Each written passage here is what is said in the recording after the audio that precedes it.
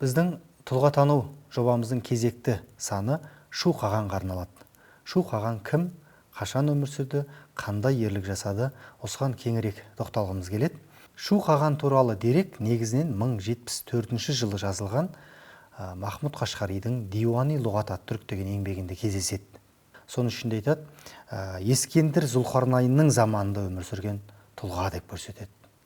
Яғни бұл біздің заманымызға дейінгі дәуірлерде өмір сүрген тұлға екенін көреміз.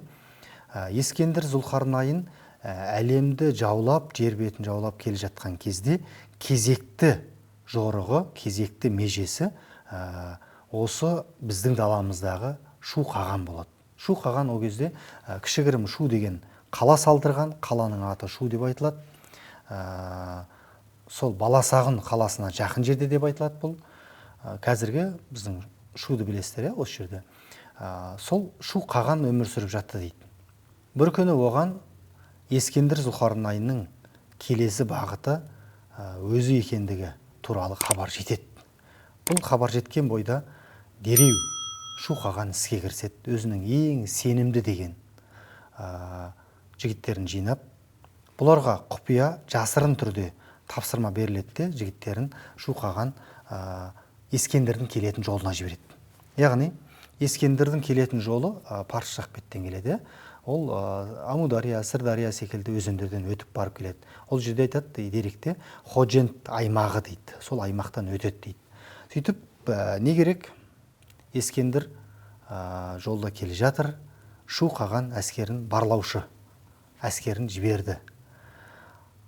Бұл хабар, Ескендірдің келе жатқаны туралы хабар, Шудан бөлек Шудың маңайындағы уәзірлеріне де жетеді. Уәзірлерінің де құлағына жетеді.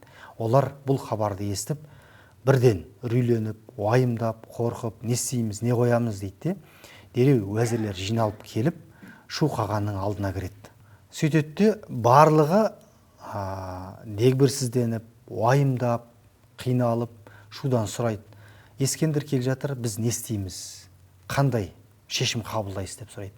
Сол уақытта Шудың дейді, бір күмістен жасалған үлкен қауызы бар еді деп айтады. Күмістен жасалған қауыз, ойлаңызшы.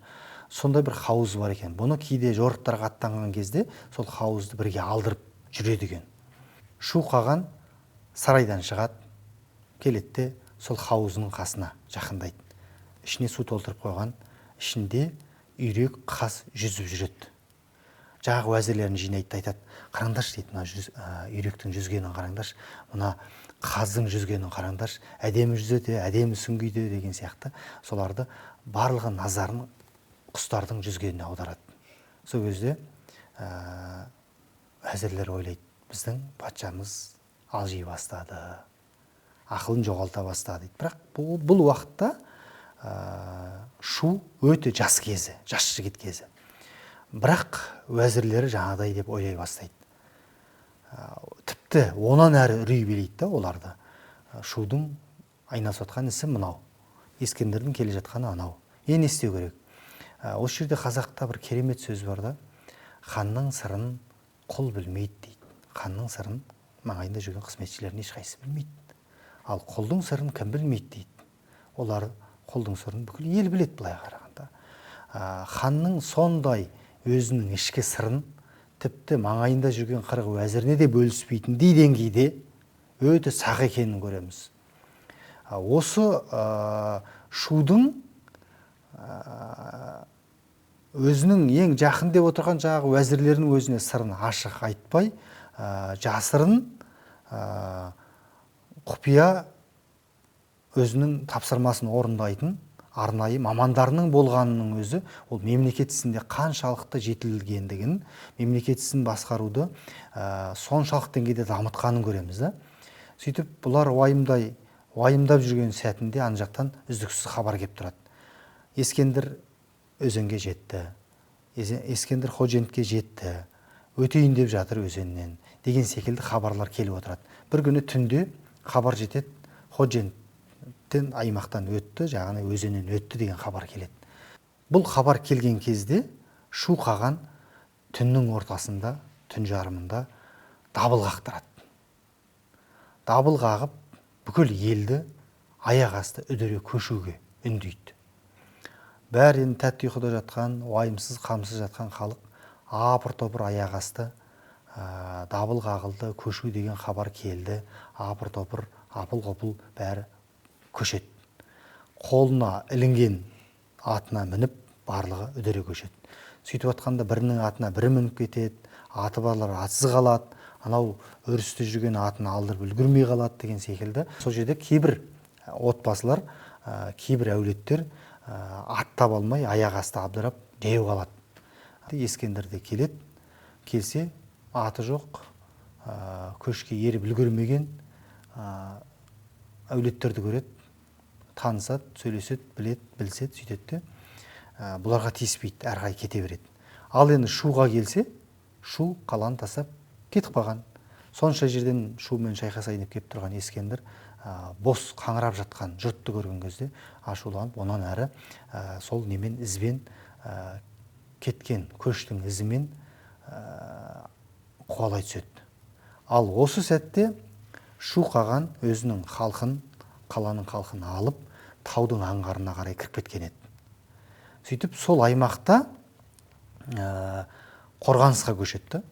Енді бұл жау келатқан кезде қашып кету бір қорыққаннан емес, бұл бір тактика, бұл бір қорғаныстың бір тәсілі. Осы тәсілді яғни көшпелі халықтың жау келген сәтте тауды тасалай жүріп шайқасқа түсуі, бұны бір тактика ретінде қабылдауы шудың кезінде бір сондай мықты қорғаныс ретінде пайдасын беріп тұр. Дәл осы тактикаларды біз кейін түрік халықтарының тарихында кейін де пайдаланғанын көреміз. Ол алдағы уақыттағы шығарылымдарымызда ол туралы айтамыз. Енді шу қаған таудың аңғарына жасырынды. Ескендір келді, шайқасқа кіріседі. Сөйтеді, Ескендір өзінің әскерінің бір бөлігін шығарады, шу қаған бір бөлігін шығарады, сөйтіп екі жақта үлкен шайқас басталады. Осы шайқаста Ескендірдің әскері тым-тырақай қашып, жермен-жексен жеңіледі. Ескендір өмірі жеңілмеген, еш жерден беті қайтпаған Ескендір осы шумен бетпе-бет келген кезде беті қайтады. Осы жеңілістен кейін Ескендір бірден хабаршы жіберіп, бітімге келуге әрекет жасайды. Шу қаған да бітімге келеді. Осы бітімнің соңында не істейді енді? Жеңілген жақ бір жауапкершілік көтеру керек қой мойнына. Бұл жерде енді сол жеңілгендігінен деп ашып айтылмаған кітапта, бірақ осы жеңілгеннен кейінгі жасаған әрекетіне қарағанда біз сол жеңілгендігінің мойындап, соның өтеуі ретінде деп ойлаймыз. Ескендір бүкіл әскерімен сол жерде құрылыспен айналысып, қала салып, сол қаланы кейін шу қағанға қалдырып кетеді. Сол қала салып жатқан сәтте шу қаған да анау таудың аңғарындағы халқын әкеліп шу қаласына қайта орналастырады. Сөйтіп сол жерге одан да бұрынғысынан да үлкен қала салады. Бұл шу қаласы дейді. Негізі орта ғасырдың дерегінің өзінде сол жерде екі қала болған, шу деген қаланың өзі екеу болған деп айтылып жатады. Мен осы оқиғадан бір нәрсені түсіндім. Яғни түркі халықтары, ежелгі сақтар, ғұндар, түркілер деген кезде, кейінгі қазақ хандығына дейін алған кезде де біздің бабаларымыз тек аттың үстінен түспейтін, жаңағы соғысқұмар, бір жаңағы тек жауынгер деп қана көп жағдайда сипатталады.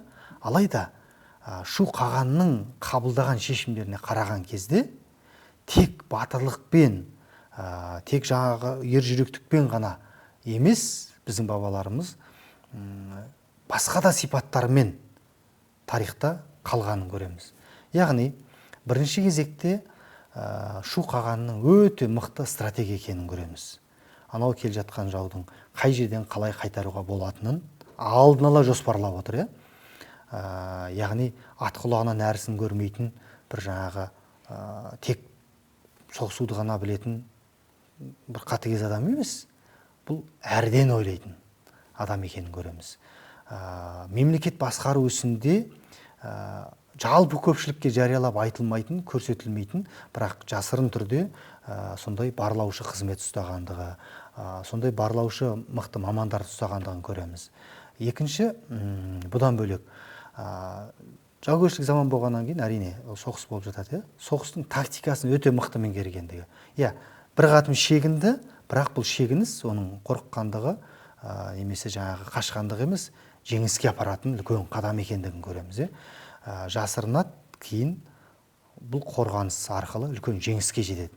Және жаңағы уәзірлерімен ақылдасқан кезде де қарасақ, уәзірлеріне мүлде басқа ақпарат береді уәзірлері. Мүмкін ол жерде сенбей тұр ма, мүмкін сырын ашып айтпай ма. Бұл жерде бұның сондай стратегиялық жағынан да өте мықты екендігін көреміз.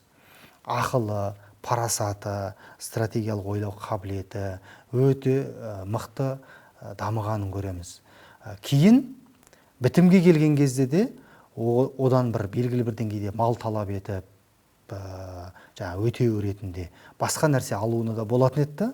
Ол не қылды? Әрі қарай өркениетке, отырықшылыққа әрі қарай қызмет ететін үлкен қала салдырғандығы. Яғни оны да істете алатындығы. Оның сондай бір өте үлкен мықты саясаткер екендігін көреміз осы жерден де. Кейін сол қала да, сол мәдениет те бүгінгі күнге дейін бізге мұра болып қалып отыр. Біздің аккаунтымызға, каналымызға жазылып қоюды ұмытпаңыздар. Келесі кездескенше аман болыңыздар.